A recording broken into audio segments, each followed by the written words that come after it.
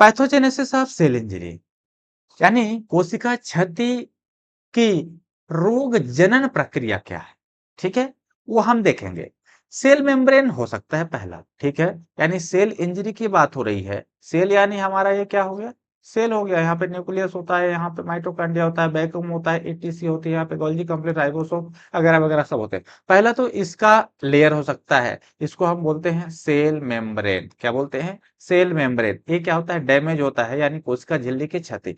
The cell membrane control the movement of the substance into and out of the cell. ठीक है, damage to the membrane increase permeability and allow leakage of cellular content.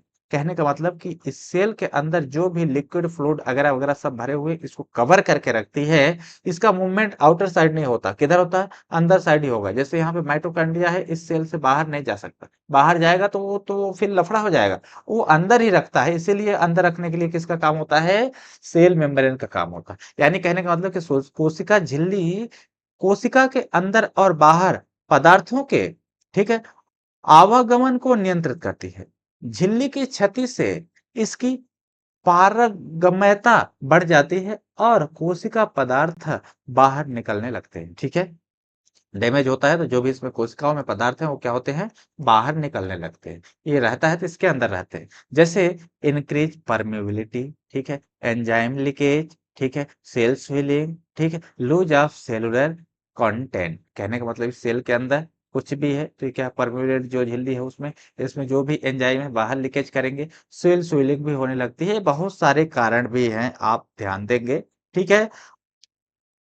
यहाँ पे देखते हैं कि इसके बहुत से कारण हैं। जैसे यहाँ पे हमारे पास क्या है? सेल है, यहाँ पे इंजरी हो रही है। ये जाकर के यहाँ पे फाइट किया, तो इंजरी को जानने के लिए हमें इसे सबसे पहले बड़ा करना पड़ेगा।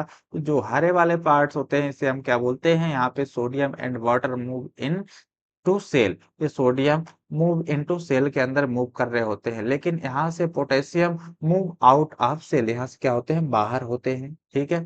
इसको हम बोल सकते हैं गोल्गी कॉम्प्लेक्स जो है। तो यहाँ पे क्या होता है? एंडोप्लाज्मिक रेटिकुलम भी हम इसे कह सकते हैं। इसका क्या होता है ये भी देखेंगे। तो ये जब सब आउटर वाउटर होते हैं तो ये यहाँ पे आकर के आगे आकर के इस स्थिति में क्या होते हैं? ये जो है ना बिखर जाते हैं। जैसे यहाँ पे देख रहे हैं बिखर जाते होंगे, इसको क्या बोलते हैं? साइटोप्लाज्म स्विलिंग। तो अब यहाँ पे क्या हो जाता है? साइटोप्लाज्म में स्विलिंग हो जाती है और एक्सटेंसिव में यहाँ पे वैक्यूलेशन हो जाता है। क्या हो जाता है? वैक्यूलेशन हो जाता है। जैसे फॉर एग्जांपल हम देखें कि यहाँ पे इंजरी कैसी होती है, ठीक है? इंजरी कब होती है? हाइपोक्सिया का। हाइपोक्सिया प्रॉपर नहीं मिल रहा है, ठीक है? यानी ऑक्सीजन की कमी है।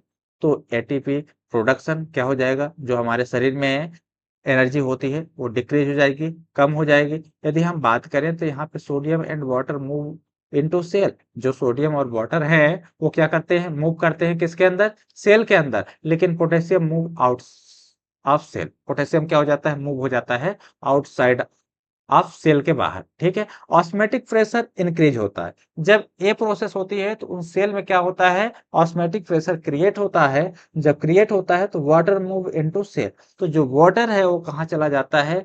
सेल के अंदर एंटर हो जाता है। उस समय सिस्टर्नेस, जो सिस्टर्नेस है ऑफ एंडोप्लाज्मिक रेटिकुलम डिस्टिना, या फिर हम बोल सकते हैं डिस्टेंस रूपचर एंड फ्रॉम वैक्यूल्स। जो वैक्यूल्स है ना उसके अंदर क्या हो जाता है? इन प्रोसेस के बाद एक्सटेंसिव वैक्यूलेशन हो जाता है। क्या हो जाता है? वैक्यूलेशन। इसको हम बोलते हैं हाइड्रोपिक डिग्रेडेशन। क्या बोलते हैं? Hydropic degradation. इस लाइन को बड़े अच्छे से आपको याद रखना होगा। तीसरा इसमें जो पॉइंट है, माइटोकॉन्ड्रिया डैमेज। माइटोकॉन्ड्रिया डैमेज कैसे होता है? ठीक है, माइटोकॉन्ड्रिया डैमेज होने का कारण क्या है? कि mitochondria produce ATP which provide energy to cell. क्या करता है? माइटोकॉन्ड्रिया जो है एटीपी को बनाता है। एटीपी को हम एडिनोसिन ट्राइफॉस्फेट भी कह सकते हैं। इसको हम एनर्जी के नाम से जानते हैं। Damage to mitochondria reduce ATP production. तो जब माइटोकॉन्ड्रिया डैमेज हो जाता है तो हमारे शरीर में जो एटीपी प्रोड्यूस होता है वो क्या हो जाता है? रिड्यूस हो जाता है यानी कम हो जाता है, तो हमें एनर्जी नहीं मिलेगी। जैसे एटीपी या एडिनोसिन ट्राइफॉस्फेट डिफ्लेशन हो जाती है, ठीक है, यानी कमी हो जाती है, एनर्जी डिफिशियंसी हो जाती है, यानी हमारे बॉडी में एनर्जी नहीं रहती, सेल डेथ हो जाते हैं, कोशिका मर जाते हैं। जब एटीपी ही नहीं बनेगा तो सेल तो मरेंगे ही, सेल की क्या हो जाएगी, डेथ हो जाएगी। ठीक है, तो यही है माइटोकॉन्ड्रिया डैमेज होने का कारण। राइबोसोमल डैमेज भी होता है। ठीक है, अगला टाइप था इसमें राइबोसोमल डैमेज। आप सिलेबस को देखेंगे तो ribosome are responsible for the protein synthesis. Ribosome का काम क्या होता है कि ये रिस्पॉन्सिबल होता है किसके लिए, प्रोटीन सिंथेसिस को करने के लिए। Damage reduce protein production and cell repair. जब क्या करता है, डैमेज हो जाती है क्या, reduce protein production and cell repair, तो ये कम हो जाएगा, डैमेज हो जाएगा राइबोसोम, तो जो हमारा सेल दोबारा रिपेयर होता है वो नहीं हो पाएगा। यानी राइबोसोम प्रोटीन निर्माण के लिए जिम्मेदार होता है। ठीक है, इसकी क्षति में प्रोटीन निर्माण और कोशिका मरम्मत कम हो जाती। ठीक है, न्यूक्लियर डैमेज, यानी न्यूक्लियर को हम बोलते हैं नाभिकीय क्षति। ठीक है, the nucleus contain DNA and control cellular activities. Damage may lead to mutation and cell death. कहने का मतलब है कि नाभिक में डीएनए होता है।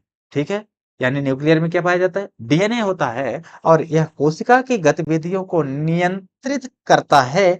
इसकी क्षति उत्परिवर्तन, ठीक है, क्या होता है, तथा कोशिका मृत्यु का कारण बन जाती है। इसे हम बोलते हैं न्यूक्लियर डैमेज। ठीक है, ध्यान दीजिएगा ये पार्ट किसका है, न्यूक्लियर डैमेज ही था, एक अलग ही पार्ट है, सिलेबस में इंक्लूड है।